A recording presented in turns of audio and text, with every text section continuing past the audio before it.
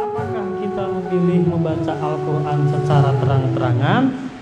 Apakah kita membaca Al-Quran secara pelan-pelan? Kesimpulannya adalah tergantung kaliannya. Kalau misalkan kaliannya masih mempunyai sifat ria, takut mempunyai sifat ujub ketika membaca Al-Quran, saya takut mempunyai sifat ria atau ujub, sombong, ria, maka kalian harus lebih memilih membaca Al-Quran secara pelan-pelan.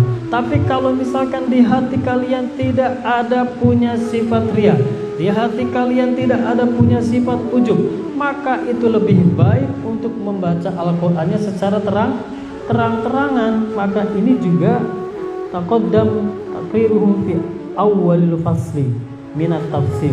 Maka ini kembali lagi di pasal yang pertama yang dijelaskan di awal yang kemarin itu. Kembali lagi kesimpulannya kayak di awal penjelasan. Apa kesimpulannya? Kalau misalkan takut ria, tinggalkan membaca Al-Quran secara keras. Tapi kalau misalkan hati kita udah bersih, nggak ada sifat ria, nggak ada sifat ujub, maka kalian lebih baik membaca Al-Qurannya secara keras. Adapun faidah atau keutamaan membaca Al-Quran secara keras itu banyak manfaatnya.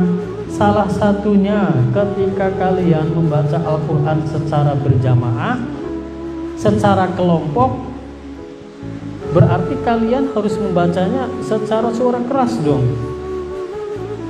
Kalau udah berkumpul tapi suaranya nggak keras sih, berarti sama aja, mending di rumahnya masing-masing. Tapi kalau misalkan udah berkumpul kalian dalam kumpulan para pecinta Al-Quran, maka kalian membaca Al-Quran dianjurkan secara terang-terangan atau dengan secara suara keras. Manfaatnya lagi, kita akan mendengarkan ayat-ayat suci Al-Quran. Manfaatnya lagi, kita akan mengetahui isi-isi yang terkandung dalam Al-Quran. Manfaatnya lagi, dari kita mengetahui makna ayat suci Al-Quran, hati kita akan tersentuh.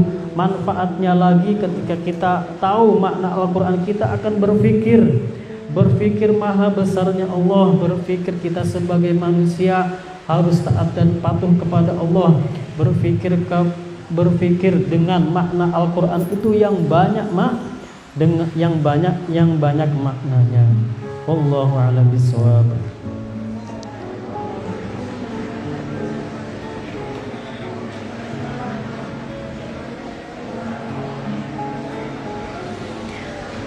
Allahumma arhamna bil Qur'an.